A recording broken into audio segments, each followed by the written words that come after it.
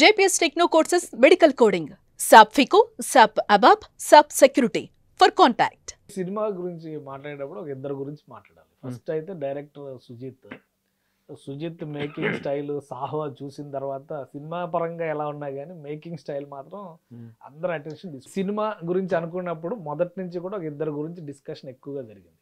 ఒకటేమో డైరెక్టర్ సుజిత్, ఆయన making style, ఆ సాహో సినిమా చూసినాక చాలా ఎక్స్పెక్టేషన్స్ పెరిగిపోయినాయి.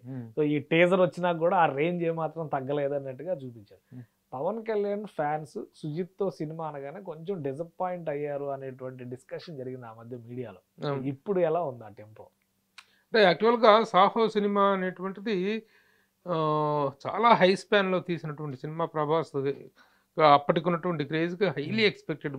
బాహుబలి సిరీస్ తర్వాత ఎంత పెద్ద ఎక్స్పెక్టేషన్లో ఉన్నారు ప్రభాస్తో సినిమా అనగానే చాలా హై లెవెల్లో ఉన్నారు.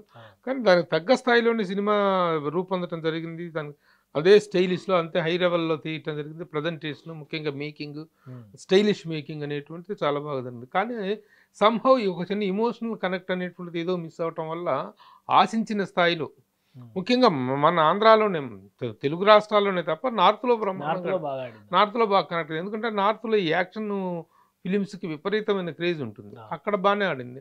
బట్ ఇక్కడ కొంచెం డిసప్పాయింట్ చేసిన నేపథ్యంలో ఇక్కడ ఫ్యాన్స్ కొంత వాళ్ళ అసంతృప్తిని వ్యక్తం చేయడం జరిగింది. కానీ ఇక ఆల్రెడీ డిసిషన్ తీసుకున్న తర్వాత చేయగలిగింది. ఓకే, ఒక ఫ్లాప్ వచ్చినంత మాత్రాన, అది ఫ్లాప్ కూడా కాదు, ఒక జస్ట్ ఒక యావరేజ్ ఫిలింగా వచ్చినంత మాత్రాన we cannot just put the director పక్కన పడేయలేం కదా. అలాంటి ముఖ్యంగా స్టైలిష్ మేకింగ్, ఈ రోజున స్టైలిష్ మేకింగ్ అనేటువంటిది చాలా కొద్ది మంది డైరెక్టర్స్ మాత్రం చేయగలుగుతున్నారు. అది ఎంతవరకు చేస్తాడు అనేటువంటి డౌట్ ఉంది అప్పుడు. బట్ టువర్డ్స్ ఇక దగ్గరికి రిలీజ్ దగ్గరికి పట్టడం, సాంగ్స్ రావటం, టీజర్స్ రావటం, ముఖ్యంగా మొన్న సెప్టెంబర్ 2వ తారీఖున తన పవన్ కళ్యాణ్ 52వ బర్త్డే సందర్భంగా రిలీజ్ చేసిన హంగ్రీ చీట్ అనేటువంటి టీజర్ చాలా ఉర్రూతలొగించింది. ఓకే, ఆ స్టైలిష్ మేకింగ్ అనేది కనిపించింది. సో అది గ్రాడ్యువల్గా మ్యూజిక్ విషయంలో సాటిస్ఫాక్షన్ ఉంది. చాలా సాంగ్స్ రిలీజ్ అయినాయి, 4 పాటల దాకా రిలీజ్ చేశారు. ప్రతిదీ పాజిటివ్ టాక్ వచ్చింది. ఓ స్లో సాంగ్ కూడా ఉంది, సువి అనేటువంటి సాంగ్. అంటే నిజంగా దాన్ని ఎక్స్పెక్ట్ చేయలేము. ఎందుకంటే ఈ సినిమా మొత్తం కూడా బ్లడ్ షెడ్ కనిపిస్తుంది. అంత చాలా హై వోల్టేజ్ యాక్షన్ సినిమాలో సువి అనేటువంటి ఒక మెలోడీ సాంగ్ అనేటువంటిది, ఒక ప్లెజెంట్ డ్యూయట్ అనేటువంటి దాన్ని మనం ఎక్స్పెక్ట్ చేయలేం. అలాంటి సాంగ్ రావడంతో ఒక రిలీఫ్గా ఫీల్ అయ్యే అవకాశం ఉంది. ఆ సాంగ్ కూడా బాగా అయింది. Thaman has given a wonderful music. ఇది ఆ యాక్షన్ పార్ట్లో కానీ, ఈ మెలోడీలో కానీ has done a great job. Okay, so ఇంకో రెండో వ్యక్తి ఎవరంటే డివివి దానయ్య గారు. RRR తర్వాత RRR ఏమో ఆస్కార్ రేంజ్ ఫిల్మ్ అని చెప్పని ఒక ఇమేజ్ తెచ్చుకుంది. RRR ప్రమోషన్స్ లో కూడా పెద్ద ఎక్కువ ఆయన కనపడలేదు, ఎక్కువ రాజమౌళి గారే టేక్ ఓవర్ చేసినట్టున్నారు అంతా. సో ఈ సినిమా మళ్ళీ సైలెంట్ గా ఉంటూనే ఒక బెస్ట్ కాంబినేషన్ సెట్ చేశారు. పవన్ కళ్యాణ్ తో సినిమా చేయడం, మళ్ళీ సుజిత్ని తీసుకురావడం.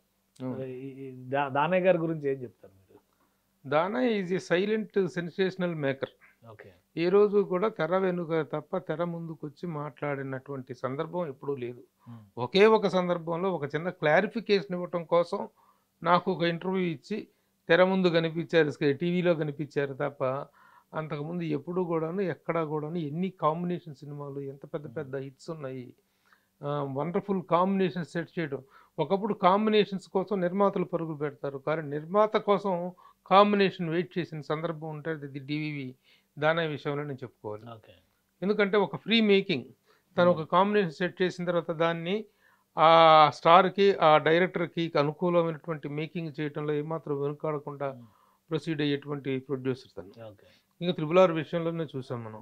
RRR విషయంలో తనకి చాలా అది ఇంటర్నేషనల్ లెవెల్లో పేరు వచ్చినా సరే ఎక్కడక్కడ తను మాత్రం బయటకు రాలేదు.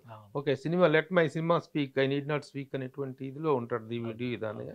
ఇప్పుడు ఇది కూడా పవన్ కళ్యాణ్ కెరీర్లోనే ద బిగ్గెస్ట్ బడ్జెట్ ఫిల్మ్గా చెప్పుకోవచ్చు. దాదాపు 250 crores above budget, pan India లెవెల్లో రిలీజు. సో అంత పెద్ద 5-6 భాషల్లో, 5-6 భాషలో, తెలుగు, తమిళ, కన్నడ, మలయాళం, హిందీ, పాన్ ఇండియా లెవెల్లో లాంగ్వేజ్లో cinema, pan world wide release.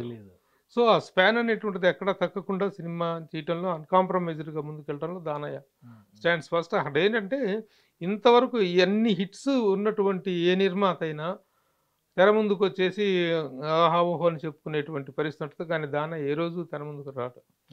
That is the silent sensational maker Danayya. So ఇక్కడ కూడా అదే సెన్సేషన్ కనబడుతుంది అంటారు. డెఫినెట్గా ఇప్పుడు సినిమాలు జయాపజయాలు, సక్సెస్లు, ఫెయిల్యూర్స్ అనేటువంటి పక్కన పెడితే ఈయన సక్సెస్లో ఒకసారి రాఘవేంద్రరావు గారిని అడిగితే ఎందుకు మీరు మాట్లాడేటప్పుడు ఇంటర్వ్యూలు వీటికి ఎవరు అనుకుంటే, నా సక్సెస్ల గురించి రేపు మాట్లాడాల్సి వస్తే రేపు ఫెయిల్యూర్స్ గురించి సమాధానాలు చెప్పాల్సి వస్తుంది, కాబట్టి అప్పుడు నోరు మూసుకుంటే ఇప్పుడు నోరు మూసుకోవచ్చు, కాబట్టి మన పని మనం చేసుకోవటం ఉత్తమం అనేటువంటిది వాళ్ళ తెలియని సమాధానం. ప్రొడ్యూసర్స్లో అలాంటి ప్రొడ్యూసర్ డివి దానయ్య.